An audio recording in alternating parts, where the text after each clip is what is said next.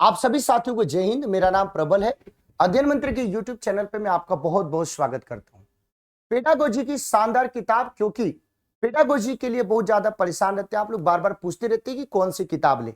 तो अध्ययन मंत्र की सीटेड ब्रह्मास्त्र किताब, सातों सब्जेक्ट की पेडागोजी, बाइलिंगुअल थ्योरी, प्रॉपर तरीके से एकदम प्रूफ रीड के साथ आप लोगों को 135 नंबर की गारंटी, 1000 से ज्यादा एमसीक्यू और प्रीवियस क्वेश्चंस अमेजन और फ्लिपकार्ट पे अवेलेबल है। इसको ले सकते हैं भाई। हम लोग मिले हैं किसके लिए, आप लोगों को पता है भाई। एनसीईआरटी सीरीज में हम सब लोग देख रहे हैं टू द पॉइंट। तो आज हम सब लोग एनसीईआरटी में क्लास आपके 7 के पॉलिटी में चैप्टर नंबर 4 में एंट्री कर गए हैं। चैप्टर नंबर 4 में जो टॉपिक है वह लड़के और लड़कियों के रूप में बड़ा होना, growing up as boys and girls. अलग अलग एग्जाम्पल के माध्यम से मैं आपको बताऊंगा, कुछ कुछ केस स्टडी के माध्यम से मैं आपको समझाऊंगा। देखिए, सबसे पहली बात कि ये जो आपके हम लोग कहते हैं ना कि लड़का होना या लड़की होना, ये क्या भी केवल एक पहचान है। You are a girl, you are a boy. आपकी पहचान के आधार पे आपके साथ कोई भी भेदभाव नहीं होना चाहिए। लेकिन वो कैसे पहचान के आधार पे वो चीजें आपकी डिस्क्रिमिनेशन में चेंज होती जाती है और ये पता नहीं चलता है, मैं आपको बताता हूं भाई। अब एक एग्जाम्पल मैंने बताया, 1920 के दशक का एग्जाम्पल मैंने आपको लिया। इसके लिए हमें कहां पे चलना पड़ेगा, सामोआ द्वीप में चलना पड़ेगा। जब हम सामोआ द्वीप के बारे में बात करें तो ये प्रशांत महासागर में बहुत सारे द्वीपों का एक समूह है। यहां पे बच्चों के बड़ा होने का मतलब क्या है उसको समझिएगा। 1920 के दशक में 1920 के दशक में जो सामोआ द्वीप है, उस सामोआ द्वीप के बच्चे आपके विद्यालय नहीं जाते थे। सामोआ द्वीप के बच्चे विद्यालय नहीं जाते थे। तो आपने बोला कि सर विद्यालय नहीं जाएंगे तो ये कैसे चीजों को सीखेंगे, ये कैसे इनको किसी चीज का इंफॉर्मेशन कैसे मिलेगा, कैसे पढ़ते होंगे ये लोग। तो देखिए, इसमें एक व्यवस्था होती थी कि जो आपके बड़े हैं वो छोटे को सिखाते थे, यानी तजुर्बा, अनुभव, एक्सपीरियंस वो आपके शेयर करते थे, वो ये लोग आपके सीखते थे। जैसे मान लीजिए कि बालक आपके जन्म लिया, तो एक उम्र के बाद उसकी मां जो है उसका लुक आफ्टर करना छोड़ देती थी। तो भाई कौन लुक आफ्टर करता था, तो उसका जो बड़ा भाई है, उसकी जो बड़ी बहन है, वो लुक आफ्टर करती थी। 9 साल की उम्र से जैसे ही लड़का आपके 9 साल का हो जाता था, तो वो अपने बड़े बुजुर्गों के साथ नाव में वो दूर दूर तक यात्रा करने जाता था, मछली पकड़ता था और इस प्रकार के काम को करता था। यानी 9 साल से ही वो बच्चा आपके स्वतंत्र हो जाता था और इसी प्रक्रिया में जो भी बात उसको पता लगती थी वो सीखता था, वो उसका तजुर्बा होता था। लेकिन जो लड़कियां होती थी, थोड़ा उनको मतलब टाइम देना होता था।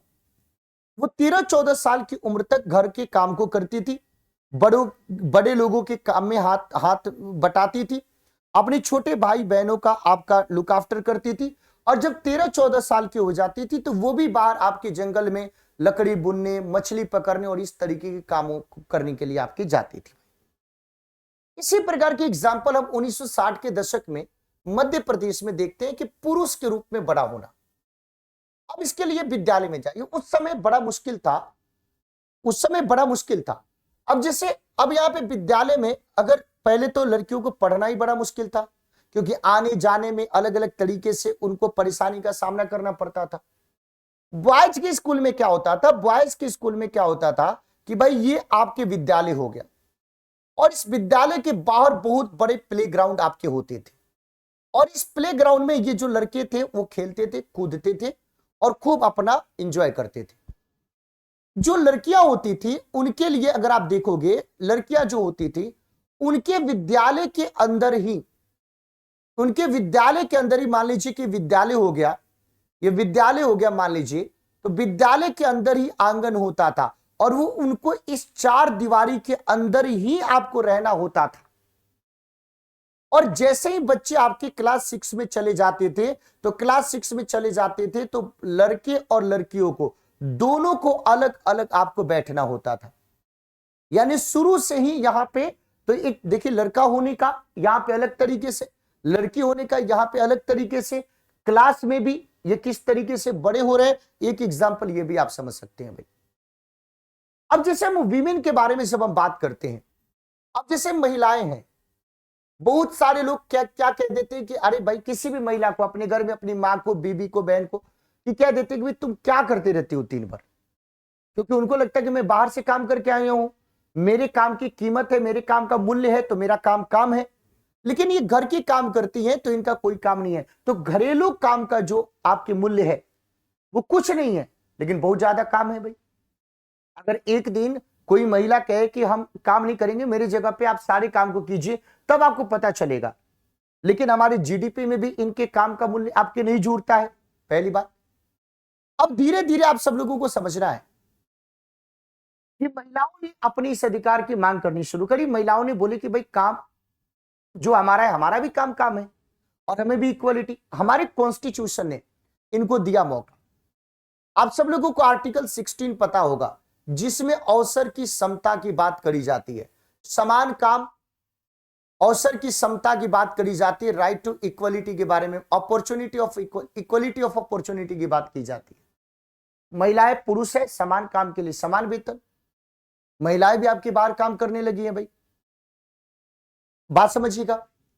अब ये सस्टेनेबल डेवलपमेंट गोल नंबर आप 5 देखोगे तो उसमें क्या बात करेगी, तो सस्टेनेबल गोल डेवलपमेंट 5, इसमें लैंगिक समता की बात करी कि लैंगिक आधार पे समता की बात समझ में आ गया। तो ये चीज आप लोगों को ध्यान रखने की जरूरत है भाई। अब यहां पे कुछ वर्ड है, उस वर्ड को आप लोगों को ध्यान रखने की जरूरत है। जैसे एक वर्ड है अस्मिता, डिग्निटी, अपनी अपनी पहचान है, अपनी अपनी पहचान है, और उस डिग्निटी को बनाए रखना। वो डिग्निटी कब बनेगा, जब आप दूसरों की रिस्पेक्ट कीजिएगा, तब वो डिग्निटी बनेगा। एक होता है दोहरा बोझ, ये वीमेन के लिए होता है। ये दोहरा बोझ का मतलब क्या है कि वो आउटसाइड, यानी कहीं पे वो वर्कर है, काम कर रही है, तो बाहर भी जाके काम कर रही है भाई, और वो जब घर में आ रही है तो घर में भी उनको काम करना पड़ रहा है, तो इसको बोलते हैं दोहरा बोझ। और केयर गिविंग, इसका मतलब क्या है कि बार बार ये कह दिया जाता है कि जो वीमेन होती है वो क्या होती है, केयर गिविंग होती है, अपने पिता का, अपनी माता का, अपने बच्चों का, अपने छोटे भाई बहन का वो बहुत प्रॉपर तरीके से आपकी ख्याल रख सकती हैं भाई। तो ये आज का आपका चैप्टर था, इसको ध्यान रखना है। तो आप लोगों को क्या बताना है, आप लोगों का होमवर्क है, आप लोगों का होमवर्क है कि sustainable development goal number, sustainable development जो गोल नंबर है आपका 5, उस गोल नंबर 5 में आपको कहां पे बात करी गई है, पहली बात। दूसरी बात की सामोआ द्वीप, इसमें किस चीज की बात करी गई है। दूसरी बात है कि सामोआ द्वीप आपके कहां पे स्थित है भाई, सामोआ द्वीप का लोकेशन कहां पे है भाई। ये दोनों क्वेश्चन का आंसर आपको होमवर्क में बताना है।